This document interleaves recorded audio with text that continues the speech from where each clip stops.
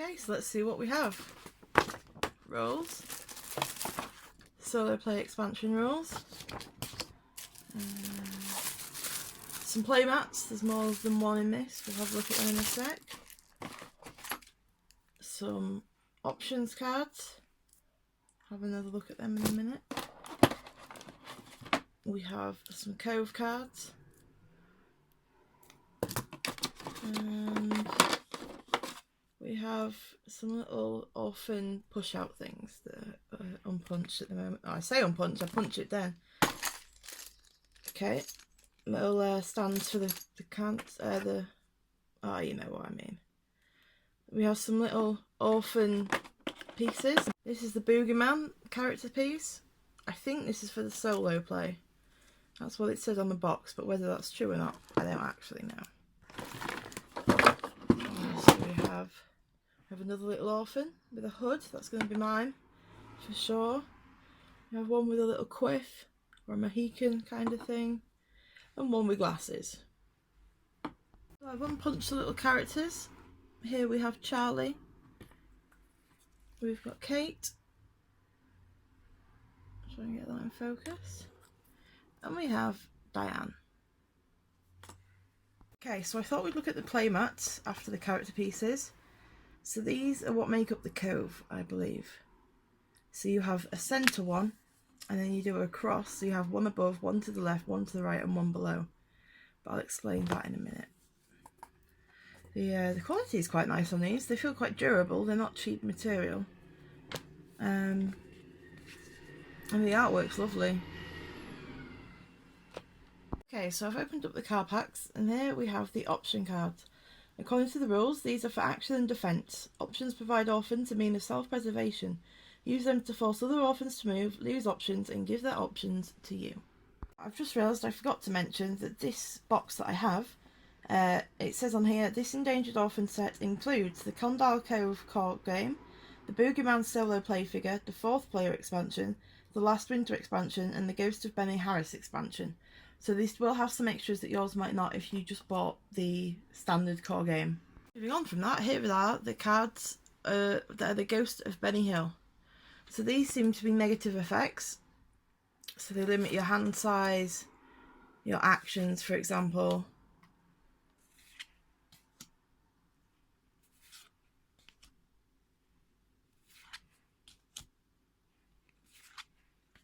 And that's those.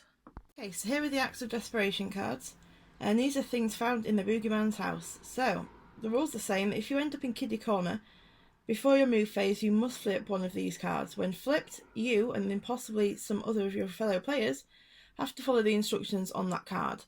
That card is then dead. You keep it face up, but you do not play with it anymore. So I'm just going to show you some of these. So we have Make Your Move, Hidden Passage, Boogeyman. Sneaky that he's hidden in there.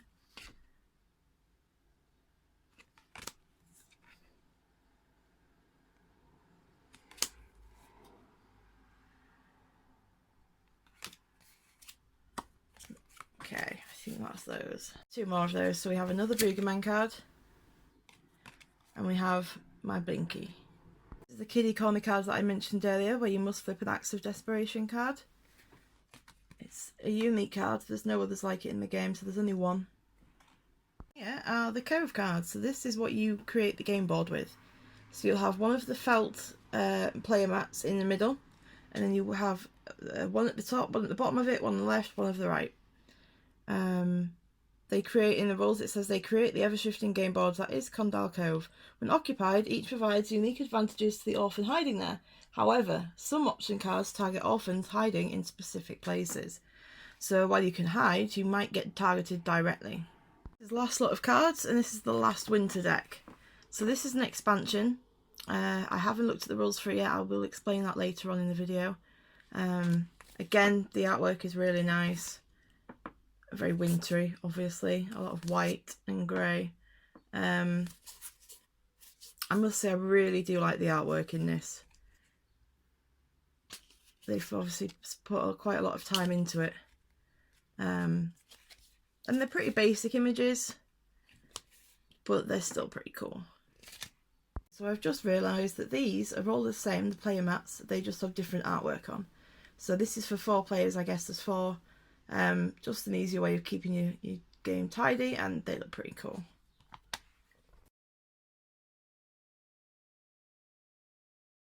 Okay, so this is what your table should look like.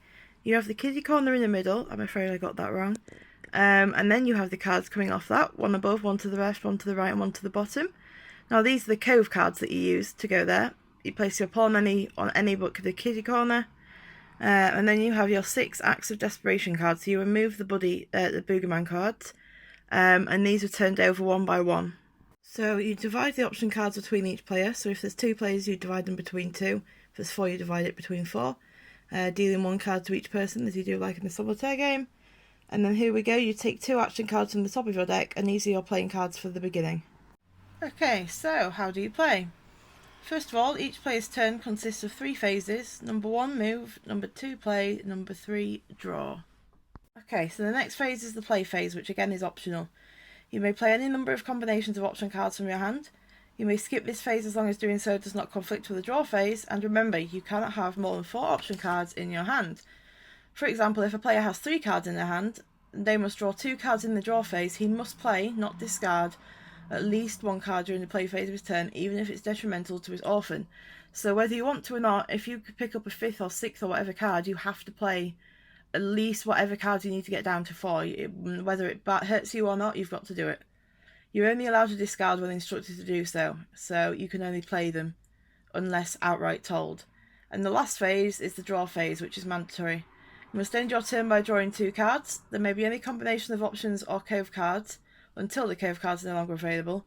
If you draw any Cove cards, immediately add them to the board, and if you don't have at least 1 options card available in your options deck, the Boogeyman takes your orphan and you lose.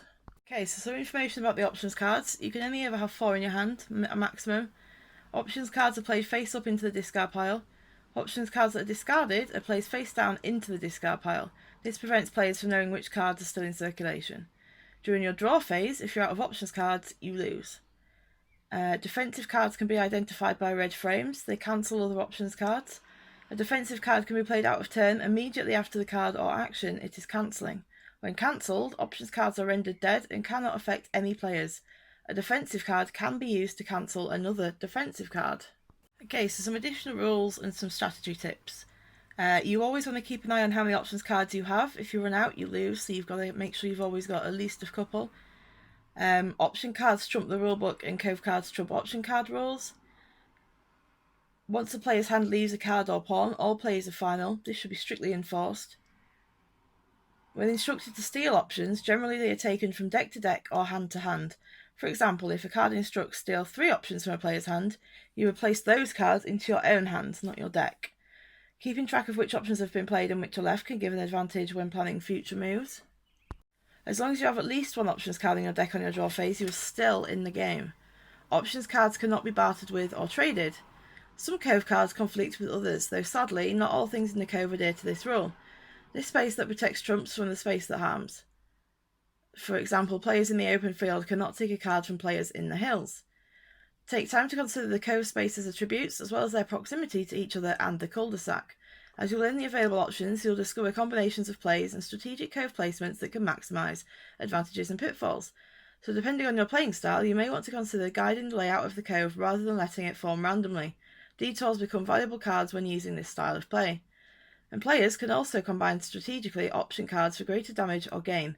For example, you can play Something Wicked to move a player to the open field, then play Exhausted to make them discard 4 cards from the deck, then play Warning to move yourself to the open field as well, and finally, play No Friend of Mine to steal 3 cards from the same player's hands and place them in your own.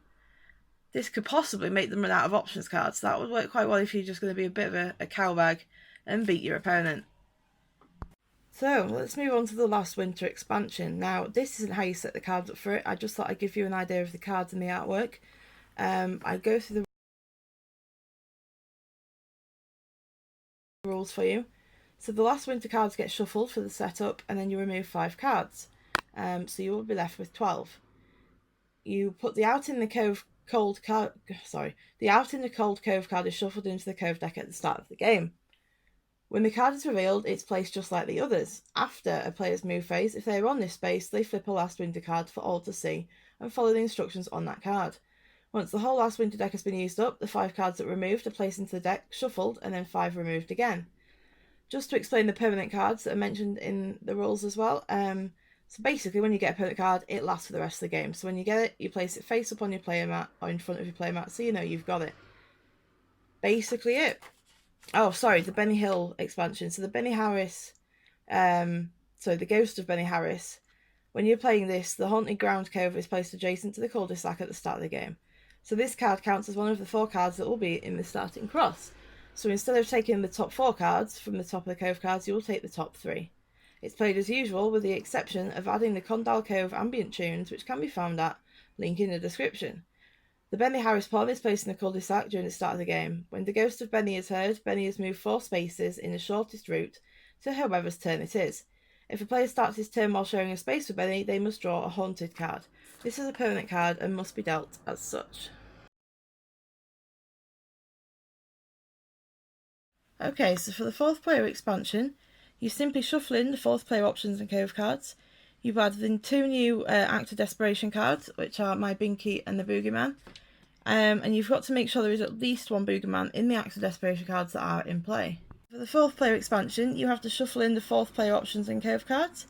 You add the 2 new Acts of Desperation cards, which are My Binky and the Boogeyman, and you shuffle those in. You must have at least 1 Boogeyman within the Act of Desperation pack.